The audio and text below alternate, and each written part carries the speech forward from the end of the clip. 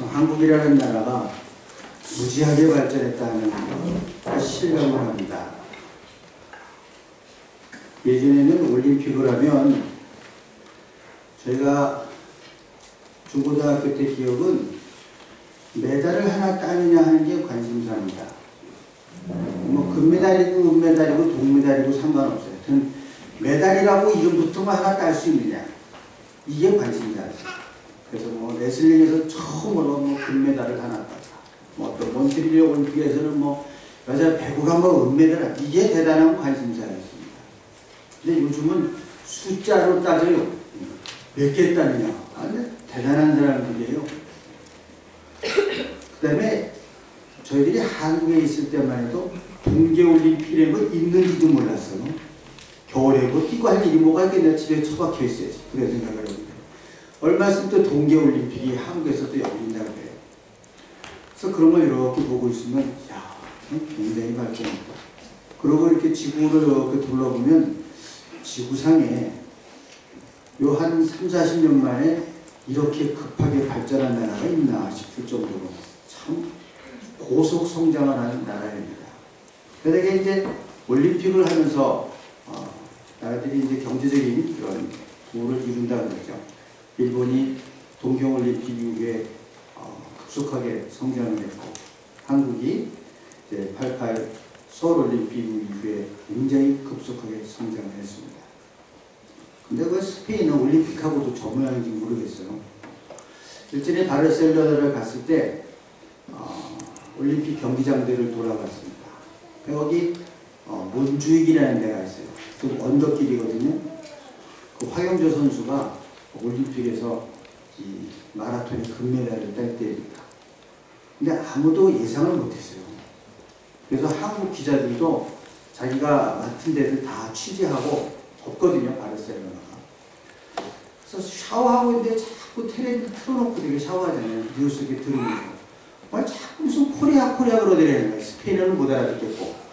샤워하다 말고 나와서 보니까 한국 선수가 1등으로 가고 있어갖고 기자들이 샤워하다 말고 전부 다 튀어나갔다는 거예요. 이거 찍어야 되니까. 그 몬주익이라는 데가 언덕길이에요.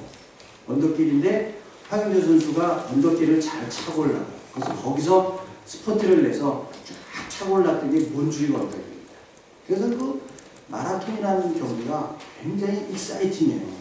그 평범하게 달리는 것 같지만 달리는 사람들의 마음이라든가 보는 게 얼마나 긴장이 되고 익사이팅한지 몰라요.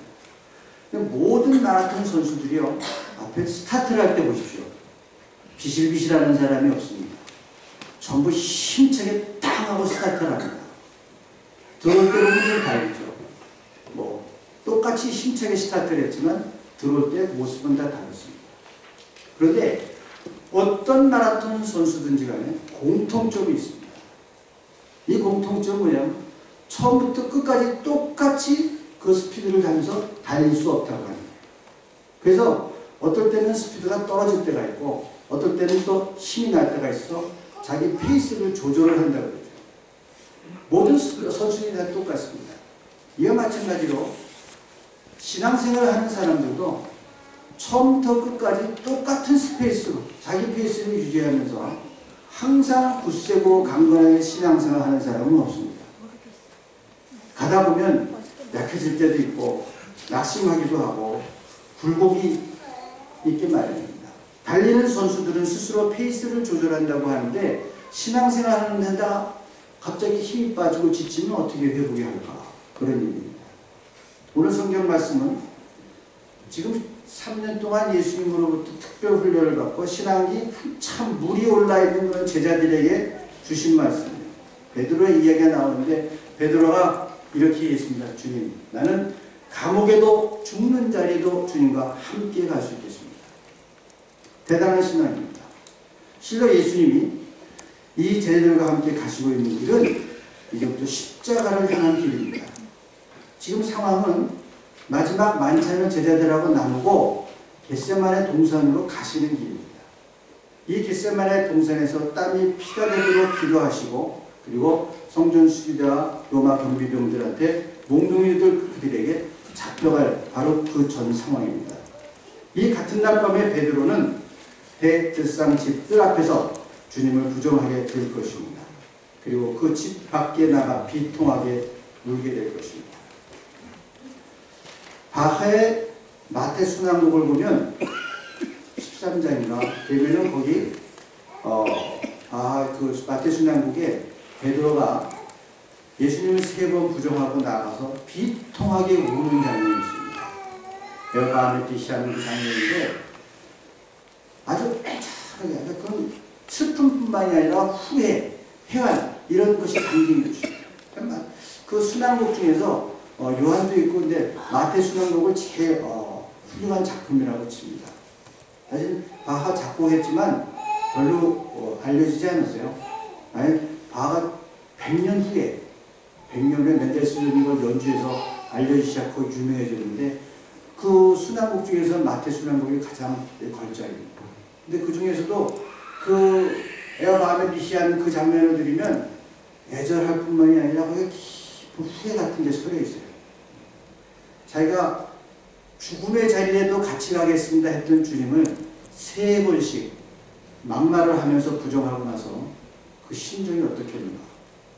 이거는 마라톤 하다가 힘이 빠져갖고 그만 뛰었으면 좋겠다는 그런 상황이에요. 마라톤 해보신 분들은 아마 비슷한 감정을 다 알 텐데요. 마라톤 하면서 가장 어려운 게 뭐냐면 몸이 힘든 거는 그냥 뛰면 가요. 그냥 갈 수 있는데 무슨 생각이 들면 이걸 꼭 뛰어야 되나 그런 생각이 들어요. 그러면 진짜 힘들어요. 이걸 내가 꼭 뛰어야 되나 그런 생각이 들으면서 딱 거기서 서버리고 싶은 생각들이 들거든요. 그때는 까닭없이 이렇게 힘들어요. 근데 신앙생활도 이렇게 그만둬버리고 싶을 때가 있다니까요. 여러분 그런 거 없었어요? 그 베드로가 예수님이 3번씩 부인하고 나니까 도대체 내가 죽는 자리도 같이 하겠다고 하는데 내가 지금 뭔가 하는 생각이 들면서 슬픔뿐만이 아니라 그 마태 순환곡을 들으면 아주 깊은 후회, 회한 이런 것들을 느끼게 됩니다. 저 그래서 이런 때가 되면은 다시 한번 들어가요. 요즘 근데 인터넷이 좋아가지고 마태 순환곡의 그 부분만 들을 수 있어요. 그것도 한 10가지를 바리아션을 다 들을 수 있어요. 옛날부터 지금까지 쭉 다 들어가면 다 조금씩 다르긴 하지만 다 똑같은 느낌은 후회와 절망입니다. 이게 우리들의 신앙생활에서도 그런 후회와 절망스러운 그런 시간들이 온다고 하는 것입니다.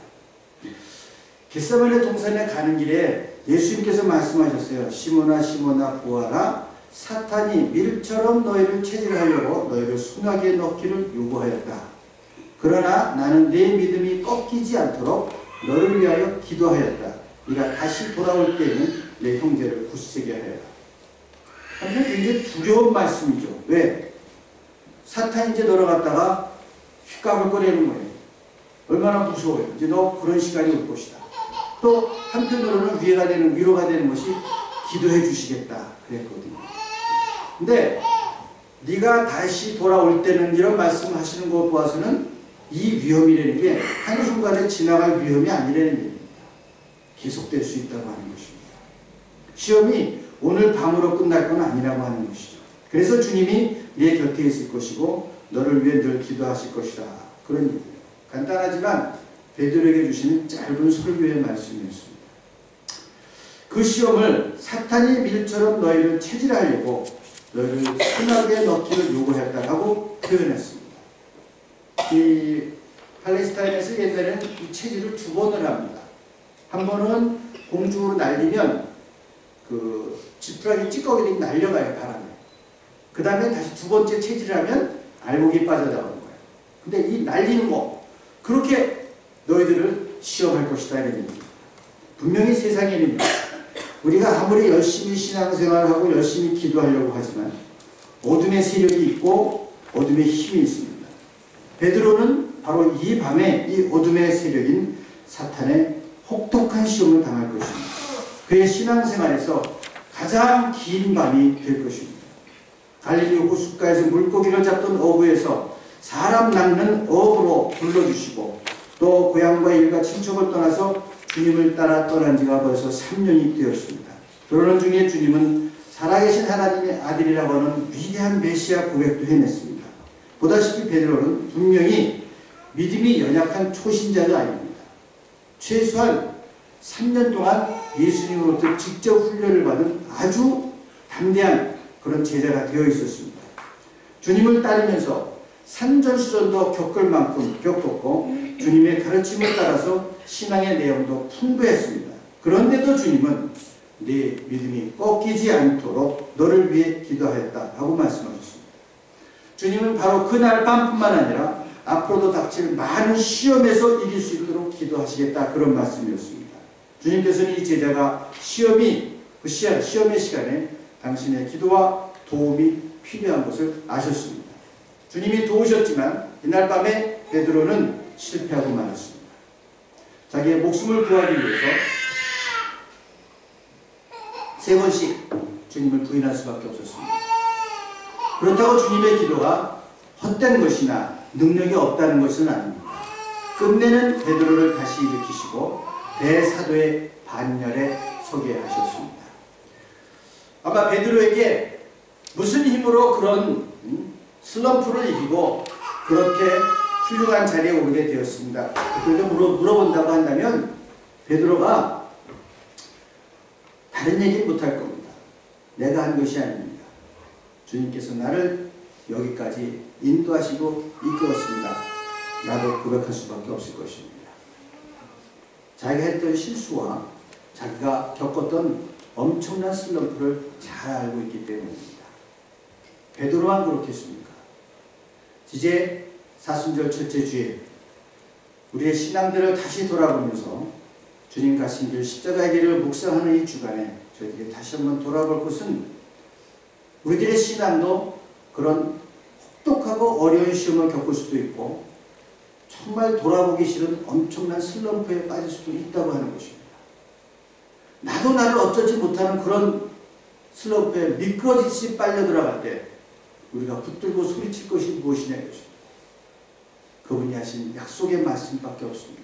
내가 너를 위하여 기도하겠다. 놓지 말라고 하는 것이에요. 이 약속의 말씀을 놓지 말라. 자기의 불신앙과 실패를 얼룩졌던 베드로였지만 주님은 베드로를 다시 세우시고 교회의 반석과 희망이 되게 하셨습니다. 주님을 부인했던 베드로가 주님을 전하는 사람이 되었습니다. 자신은 연약했지만 그의 믿음의 형제 자매와 동역자들에게 힘을 주는 사람이 되었습니다. 초대교회에서 베드로는 실로 반석과 같았습니다. 하나님은 오늘날까지 이런 모습을 통해서 역사하십니다. 베드로에게는 이런 시험과 다시 시작하는 일들이 대단히 고통스러웠을 것입니다. 어려운 과정이었습니다. 성경에서 보듯이 예수님 부활의 소식을 듣고도 낙향한 사람이에요. 나는 고기 잡으러 가겠다. 그래서 그 부분을 늘 묵상하는 죽은 사람이 살아났다는데 뭘 못하겠어요? 우리 같으면 당장 따라 붙어야 될 것 같아요. 야, 죽었다 살아나서 이게 진짜 파워구나. 소위 말하는 실세다 이거야. 그러고 갈 것 같은데 그 소리를 듣고도 베드로가 그냥 낙향을 했습니다. 고기 잡으러 간다. 자기 슬럼프와 자기 실패 이걸 극복을 할 수가 없는 거예요. 생각해보니까 너무 엄청난 실수를 했거든요. 도대체 막말을 하면서 3번씩 부인한 주님을 또 만날 면목이 없는 거예요. 그냥 내려갔어요. 근데 주님께서 거기까지 쫓아가셨습니다. 네가 나를 사랑합니다. 이 말씀으로 베드로를 다시 불러 세웠습니다. 여러분, 우리가 믿는 신앙도 그리고 우리가 다니고 있는 교회도 실패가 없고 실수가 없는 영웅들의 모임이 아닙니다. 우리 모두는 다 죄 많고 허물 많고 실패할 수 있고 실족할 수 있고 실수가 있는 사람들이 모인 공동체입니다. 하나님께 용서받아야 살 수 있는 의인이요 죄인들이 모인 곳이 교회입니다. 하나님을 믿는 기독교인들도 실패하고 실수하고 넘어집니다. 그리고 그 실수와 실패의 원인이 남에게뿐만 아니라 자기 안에도 있는 것을 발견하면서 삽니다. 그럼에도 불구하고 다시 시작할 수 있는 그 이유는 바로 주께서 약속의 말씀을 따라 용서하시고 일으켜주시기 때문입니다. 용서하시는 자비하심과 일으켜주시는 힘으로 사는 것입니다. 그래서 신앙은 겸손해야 됩니다. 사람이 겸손하지 못하다 보면 정도의 차이는 있지만 소위 말하는 과대망상증이라는 걸 빠집니다. 내가 아니면 안 된다. 내가 빠지면 안 된다. 그런 생각을 합니다. 저는 누차 그런 얘기를 합니다. 교회요, 목사님이 빠져도 교회가 돌아가야 되고요. 재직들이 몇 사람 빠져도 교회가 돌아갈 수 있어야 돼요. 내가 아니면 안 된다고 하는 교회는 그럼 건강한 교회가 아닙니다. 얼마든지 모든 사람들이 자기가 자기의 자리에서 지킬 것을 지키고 해나가면 공동체로 항상 살아서 움직이고 생생하게 움직일 수 있다고 합니다. 이 과대망상증의 가장 큰 특징이 뭔지 아십니까? 과대망상증의 환자들의 가장 특징은 뭐냐면요. 그 생각을 하고 나면은 상쾌한 기분이 든다는 겁니다. 공감하세요? 과대망상증에 빠지면 내가 왜 이렇게 또라이 같은 짓을 했지? 절대 그런 생각을 안 해요. 내가 아니면 안 된다는 생각을 하고 나면요. 아주 유쾌하고 상쾌합니다. 그래서 자기가 과대망상증인지도 모르고 빠져나오기도 힘든 거예요. 이런 얘기가 있습니다. 하루는 파리하고 닭하고 뻐꾸기가 모여서 이 과대망상증 셋이 모여서 자기 자랑을 하는 거예요. 그래서 각자가 자기 이제 대단히 중요한 존재이고 자기가 하는 일이야말로 대단히 중요한 일이다 라고 하면서 자기 자랑하는데 파리가 먼저 얘기를 했습니다. 내가 달리는 쌍두마차에 붙어있다가 날개를 윙 하고 진동시켰더니 온 길에 먼지가 일어나면서 그냥 그리고 가더래요. 내 날개 힘이 대단하다는 거예요. 그러니까 닭이 얘기했습니다. 뭘 그런 걸 갖고 자랑은 하냐. 내가 새벽마다 목청껏 울어대니까 내 목술의 힘으로 해가 뜨더라는 거예요. 야, 내가 꼭 기어하면 해가 뜬다니까. 그 뻐꾸기가 있다가 가만히 있지. 너는 하루하루 태양이 떠오르게 할 수 있지만 계절을 바꾸지 못할 거야. 내가 뻐꾹하면 봄이 온다 이거야. 이게 과대망상증. 내가 아니면 안 된다고 생각하는 이런 잘못된 메시아니즘. 근데 참 기막히죠. 이걸 하고 나면 내가 뭐가 잘못됐지 하는 생각이 드는 게 아니라 참 유쾌한 생각이 드는 거예요. 이 과대망상증 빠지면 헤어나기 힘듭니다.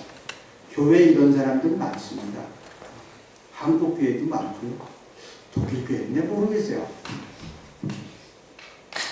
참 이번 주 슈피겔지를 보니까 심란하더라고요. 혹시 시간이 되시는 분은 이번 주가 아니에요. 지난 월요일 날 나온 슈피겔지를 한번 사서 보십시오. 독일 교회 현황이 나왔는데 이제 영국 교회 비슷하게 돼가요. 뭐 팔고 부시고 해야 될 교가 수두룩해요. 그 중에는 예전에 그래도 그 기본 노선 같은 게 있었어요. 교회를 쓰는 데가 제일 먼저 우선권이 있고 그와 비슷한 교육시설, 유치원이라든가 뭐 이런 거면 더 좋고 이랬는데 요즘 그런 거 저런 것도 없어요. 그 레스토랑이 된 교회도 있고 또 디스코텍이 된 교회도 있어요. 그 재단이 디스크 잡기가 일하기가 딱 좋대요. 위치가 조명 때리기도 좋대요. 높아갖고 그런가 하면 이게 또 옛날 교회는 벽이 높잖아요. 그래서 그 클라이밍 하는 거 있죠? 그 벽 타는 거. 그거 그 스포츠 센터가 된 교회도 있어. 그 벽이 높으니까 맞다면 이런 거 붙여놔갖고 기어 올라가는 거잖아요. 아니 슈피겔지 사진 보세요. 내가 그걸 가만 참 심란하다. 나 아직도 해결된 게 아니에요. 제가 그래서 그 슈피겔지 보고서 시간이 없어서 다 못 찾아봤는데 이베이를 찾아봤어요. 요새 이베이도 교회 판다고 나오는데 교회 기물들 있잖아요. 의자, 뭐 십자가 이런 것도 이베이까지 나오는 이런 처절한 처지가 되어버렸습니다. 이게 왜 이렇게 됐을까? 난 생각할수록 정말 이해가 안 가요. 그런가 하면 어느 도시에서 지금 이게 자칫하면 모셔가 될지도 모를 그런 상황이 됐어요. 이슬람교 단체에서 그걸 살라고 그러는 거예요. 팔았지 안 팔았지 모르겠는데 그런 상황까지 갔습니다. 야, 어떻게 여기까지 오게 됐을까? 주님께서는 믿음이 약해지고 실패했지만 다시 일으키시고 다시 일으켜주신다고 했는데 어디까지 떨어져야 될 건가 하는 그런 생각을 했습니다. 자기의 불신앙과 실패를 얼룩진 베드로였지만 주님 베드로 다시 세워주셨습니다. 그런데 언제쯤 다시 세워주실까? 나는 네 믿음이 꺾이지 않도록 너를 위하여 기도하였다. 주님이 해주셨거든요. 예수님이 우리가 완전히 넘어지지 않도록 꺾이지 않도록 위해서 기도해 주셨다는 것입니다. 마치 오늘 열왕기상 17장 8절에 나오는 사르밧 과부의 기름병과 같이 마르지 않도록 해주셨다고 한 것이거든요. 마르지 않도록. 엘리야가 여기 이제 가뭄이 들 것이라고 한번 얘기를 해갖고 가뭄이 들어버렸거든요. 숨었어요. 그래 시냇가에 숨었거든요. 그 숨어 있으니까 까마귀가 물어다 주는 빵과 물로 연명을 했습니다. 그 지낼만 했거든요. 그런데 하나님께서 엘리야에게 뭐라 그러면 시돈에 속한 사르밧으로 가서 거기에 지내도록 하여라 하세요. 그냥 사르밧이 아니고 시돈에 속한 사르밧으로 가라고 했어요. 왜 그런가 하면요, 이 사르밧이라고 하는 도시는 시돈의 외곽 도시입니다. 시돈은 누구냐? 그 고약한 엘리야를 죽이겠다고 하는 그 여왕, 이세벨 여왕의 아버지가 통치하는 지역입니다. 페니키아의 통치 지역인데 그 자기를 죽이겠다고 하는 이세벨 여왕의 아버지가 통치하는 땅으로 가려는 거예요. 좀 이상하잖아요. 이게 죽으러 가라는 얘기거든요. 다른 데도 아니고 지금 이 이세벨 여왕이 그거 잡아 죽이겠다고 쫓아다니는데 그 아버지 땅으로 가라고 그러는 거예요. 숨어 있었는데. 엘리야가 이 말씀을 듣고 어땠을까? 엘리야도요, 그 야곱옷을 보면 우리하고 똑같은 성품을 가진 사람이라고 했습니다. 우리가 두려워할 상황이면 엘리야도 두려워하는 상황이고, 우리가 싫어하는 상황이면 엘리야도 싫어하는 상황이라는 거예요. 그 사람은 특별한 은사를 받아서 주의 말씀은 야골 마이스터 하는 게 아니라는 거야. 그런 사람인데 그 숨어있던 법을 떠나서 시돈 땅으로 가라는 거예요. 이세벨 여왕의 아버지가 지배하는 그 땅으로 가라고 하는 것입니다. 똑같은 성령을 받은 그 엘리야가 사르밧으로 가라는 명령을 받았을 때 분명히 따르기 어려운 명령이었을 것입니다. 그리 시내는 숨어있기 아주 좋은 곳이었습니다. 아무 문제가 없었습니다. 그런데 그 시내가 말리니까 사르밧으로 가라. 순종하기 어려운 명령이었을 뿐만이 아니라 그 시내가에서 사르밧까지가 한 100km가 됩니다. 근데 100km도 큰 길로 갈 때 100km예요. 근데 큰 길에 이 군대들이 지키고 있는데 그거 잡으려고 안 그러겠어요. 그러니 큰 길로 가지 못하고 좁은 길로 숨어서 가려고 100km로 가려면 지금과 같은 상황도 어려운데 옛날에 얼마나 어렵겠어요. 뿐만 아니라 그 가는 길의 중간에 사막도 끼어 있습니다. 여기를 가라고 하는 거예요. 100km의 여행인데도 굉장히 어려운 여행이었습니다. 이런 갈등 속에서 엘리야가 하나님의 말씀에 순종하는 모습을 보여주고 있습니다. 말씀에 순종해서 엘리야가 사르밧으로 갔습니다. 사실은 편하게 지내다가 마음의 부담과 어려움을 안고 갔습니다. 왜? 하나님의 말씀이시기 때문에 사르밧으로 갔던 것입니다. 10절을 보면 사르밧 성문에 도착했을 때 한 과부가 그곳에서 땔감을 줍고 있었다. 무슨 얘기입니까? 그 앞에 한 여자 거지가 있었다. 이런 얘기입니다. 요즘과 같은 여성 중심 사회라고 해야 되겠지? 내가 텔레비를 킬 때마다 잘 유심히 봅니다. 수상만 메리켈 여자가 아니야. 토크쇼 전부 여자예요. 아나운서 죄다 여자예요. 하여튼 보세요. 관심을 갖고 보세요. 웬만한 대담 프로그램 있죠? 그럼 전부 여자가 아나운서예요. 그래서 남자들 다 뭐 하는 거야? 설거지 하나? 요즘 그렇게 됐어요. 그러나 이 시대는 남성 중심 사회이기 때문에 남편이 없다고 하는 것은 무슨 뜻이냐? 이 거지라는 뜻입니다. 그래서 거지라는 말을 과부와 고아다 이렇게 표현을 해요. 따로 거지라는 얘기는 안 나오죠. 그게 바로 과부와 고아, 그럼 거지라는 뜻입니다. 사르밧에 가서 만난 여인이 바로 사르밧 바울인데 그 땅에 거지. 여지없는 그날 먹을 그거 하나 조그만 거 요리하기 위해서 나무를 주셔야 되는 그런 거지였습니다. 하나님의 명령과 인도를 받아서 갔던 엘리야가 사르밧에 가서 만난 상황이 바로 이런 상황입니다. 하나님의 나를 인도해서 사르밧으로 가라고 했으면 거기엔 최소한 자기 몸을 의탁하고 거처를 정할 만한 그런 곳이어야 되는데 가보니까 이거는 뭐 자기들 먹을 것도 없는 그런 당장 땔감 10개를 주워야 되는 그런 사람들이에요. 게다가 땔감을 주는 게 아니라 먹을 게 없어서 오늘 이거 끓여 먹고 죽으려고 하는 사람들. 전혀 앞이 보이지 않는 그런 여인에게 가서 몸을 의탁하라고 하나님이 그에게 말씀하셨습니다. 이 가난한 과부에게 몸을 의탁하여 살아야 하고 하나님께서 이 여인을 통해 놀랍게 역사하실 것임을 믿어야 하는 엘리야. 예수 그리스도의 이름을 믿고 의지하고 나가야 했던 바울이나 지금 그 이름 하나 약속을 믿고 신앙의 길에 서야 되는 우리들이나 다 똑같은 상황에 서 있습니다. 과연 내 앞에 있는 이런 일들이 그분의 이름을 믿고 나간다고 해결될까? 그런 의심과 그런 회의가 들기 저희들 상황입니다. 사랑하는 성도 여러분, 엘리야가 보았던 보잘것없는 과부처럼 우리 앞에 계신 예수 그리스도의 모습도 한번 보십시오. 예수님의 모습도 정말 잘난 인물도 아니고 학벌이 좋은 것도 아니고 집안이 좋은 것도 아니었습니다. 보잘것없는 예수 그리스도께서 죽음의 권세를 깨칠 수 있었던 것을 믿은 것은 하나님께서 그 예수 그리스도를 통해서 우리에게 죽음의 권세를 극복할 수 있는 축복과 능력을 공급하신다는 것을 믿는 것뿐이었습니다.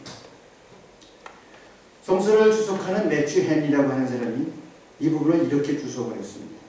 왜 하나님께서 엘리야를 사르밧으로 가게 하셨을까? 왜? 다른 것도 아닌 그 힘든 곳에 가게 했을까? 그것은 교만한 이세벨 여왕의 아버지가 강력한 왕권을 가지고 다스리고 있는 땅에서도 하나님께서는 자기 종을 3년이 아니라 30년이라도 보호하고 먹이실 수 있는 하나님이라는 사실을 모든 사람들, 특히 이세벨에게 가르치고 싶어서 시돈 땅에 보내셨다. 하나님은 엘리야를 죽이겠다고 하는 이세벨 아버지가 다스리는 땅에서도 자기가 사랑하는 종을 3년 동안 먹이시고 보호하실 수 있다는 걸 보여주시기 위해서 그 땅으로 가라고 하셨다는 거예요. 혹시 여러분, 오늘 지금 우리가 온 여러분들이 있는 곳이 사르밧은 아닌지 모르겠습니다. 하나님께서 바로 그 사리밧에서 우리 한 사람 한 사람을 3년이 아니라 30년이라도 보호하고 먹이실 수 있다고 하는 걸 보여주시기 위해서 지금 우리는 사르밧 성문 앞에 서 있는지도 모르겠습니다. 오늘 우리들이 다 같이 기도하고 응답해야 될 제목입니다. 하나님, 여기가 나의 사르밧이라고 한다면, 여기가 나의 사르밧이라 한다면 이 마르지 않는 기름병처럼 나도 당신을 따르는 그런 믿음으로 이 길을 순종하고 갈 수 있게 하옵소서. 이 기도가 우리들의 기도가 될 수 있기를 바랍니다. 하나님께서 이 점을, 이 말씀을 통해서 우리에게 가르치고 계신 것입니다. 우리가 이 땅에서 이런 것 저런 것 좀 얻지 못했다고 할지라도 하나님의 말씀의 비밀을 알고 그 말씀 앞에 순전한 마음을 가지고 살고자 할 때 그런 사람이야말로 복 있는 사람이다. 시편 기자의 고백입니다. 우리들의 신앙생활은 홀로 고민하고 투쟁하는 것이 아닙니다. 그분의 약속 가운데 있는 신앙이어야 됩니다. 원수의 소나기에서도 얼마든지 그분은 우리를 보호하실 수 있고 지킬 수 있고 내가 도저히 헤어나갈 수 없는 신앙의 슬럼프 고통 속에서도 그분은 우리를 붙드시고 지키실 수 있다고 하시는 것입니다. 이 주님의 동행하심과 힘주심을 믿고 실패하고 쓰러지고 낙심해도 그분께 기도하고 그분과 함께 다시 일어나는 우리들이 될 수 있기를 바랍니다. 사순절 기간 동안 우리는 주님의 고난의 길을 묵상하며 갑니다. 때로 지금 내가 지금 처하고 있는 여러 상황들이 만약 그러한 상황이었다고 한다면 사르밧으로 보내는 그 아버지 하나님의 명령을 기억하면서 주님, 나의 사르밧에서 기름병이 마르지 않는 축복을 도와옵소서 기도하며 우리 사순절이 믿음으로 승리하는 절기가 될 수 있기를 주님의 이름으로 간절히 축원합니다. 기도하시겠습니다. 자비하신 아버지 하나님 감사합니다. 사순절 첫째 주에 주님의 전에 모여서 주의 말씀으로 저희들이 은혜 나눌 수 있도록 불러주신 것을 감사합니다. 아버지 하나님, 실패했던 베드로를 다시 일으켜 세워주신 것처럼 곤고한 상황 속에서 사르바서 보내진 엘리야를 원수의 손아귀에서 3년 동안 보호하신 것처럼 주여 우리들의 삶의 사르밧길에서 주님 믿고 의지해서 다시 한번 일어서는 저희들이 되게 하여 주시옵소서. 구원의 아버지 하나님, 이 사순절 기간을 통해서 주님의 십자가의 길을 묵상하게 하시고 나에게 주어진 십자가의 길이라면 순종하며 따르게 하여 주옵시고 내 믿음에 실족하고 무너진다고 한다면 믿음 가운데서 주님 손 붙들고 다시 한번 굳게 일어서는 귀한 주간이 되게 하여 주시옵소서. 예수님의 이름으로 간절히 기도하옵나이다.